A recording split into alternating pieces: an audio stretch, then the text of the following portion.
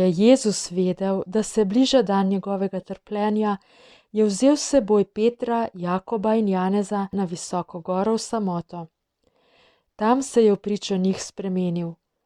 Njegova oblačila so se svetila bleščeče belo, da jih tako ne more pobeliti noben belivec na svetu.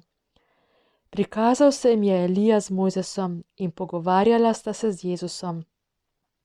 Oglasil se je Peter in rekel Jezusu: Učitelj, dobro je, da smo tukaj. Postavimo 3 šotore, tebi enega, Mojzesu enega in Eliju enega. Ni namreč vedel, kaj bi rekel, ker se jih je polotila groza. Naredil se je oblak in jih obdal senco. Iz oblaka pa se je zaslišal glas: Ta je moj ljubljeni sin, poslušajte ga. Ko so se naglo ozrli naokrog, niso videli nikogar več, razen Jezusa samega ob sebi.